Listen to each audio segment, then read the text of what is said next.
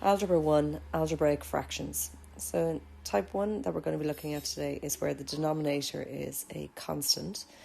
And in any of these algebraic fraction questions, they're going to ask you to express the fractions as a single fraction in its simplest form.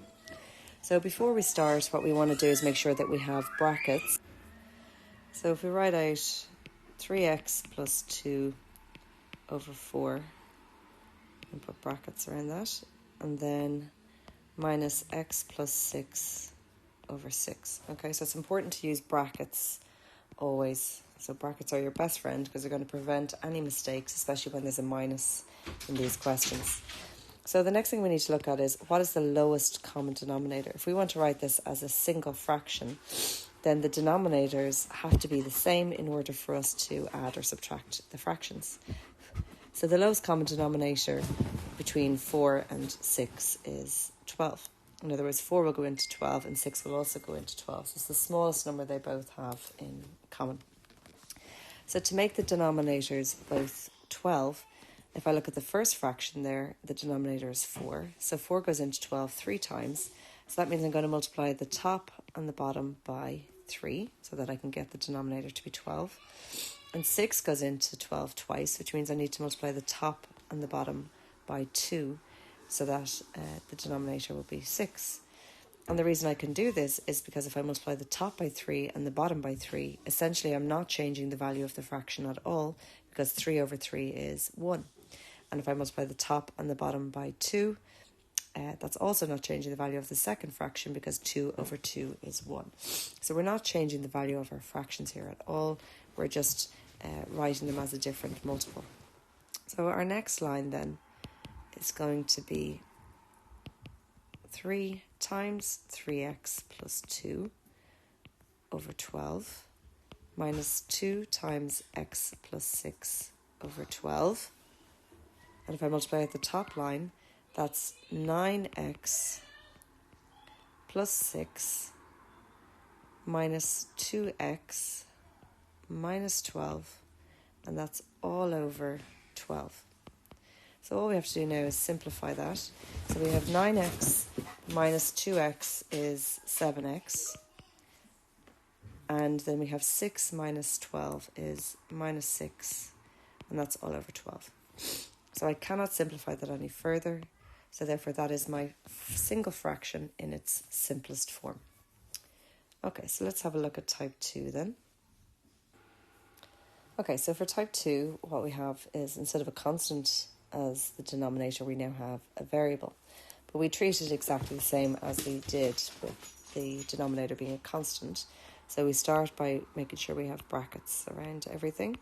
So we have 3 over x minus 4 plus 2 over x plus 6. So again, in order for us to add these two fractions, we have to have the denominator to be the same. So we say the lowest common denominator, in other words, the lowest number that both of these denominators will divide into, is going to be what?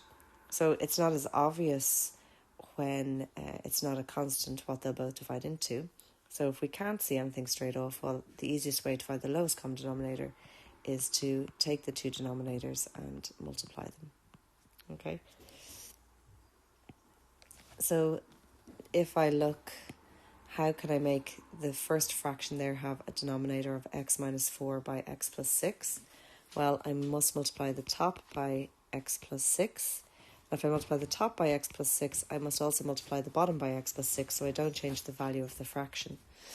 And same with the second fraction. If I want the denominator to be x minus 4 by x plus 6, well, I must multiply the top by x minus 4 so that I can multiply the bottom by x minus 4. So again, I'm not changing the value of my fraction overall because multiplying the top and bottom by x plus 6 is the same as multiplying by 1. Okay, so that gives us 3 times x plus 6 on the top over x minus 4 by x plus 6 plus 2 times x minus 4 over x minus 4 by x plus 6. So now the denominators are the same. I can add the numerators.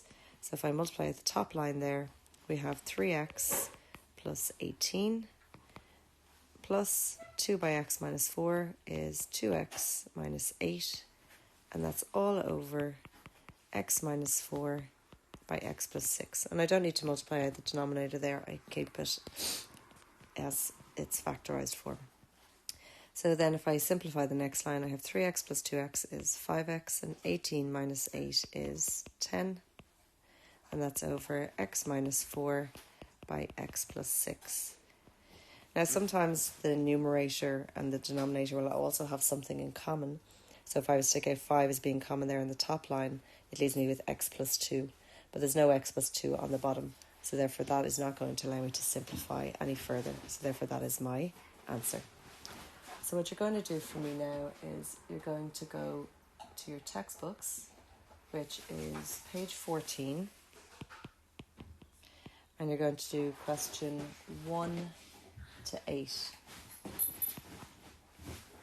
Okay.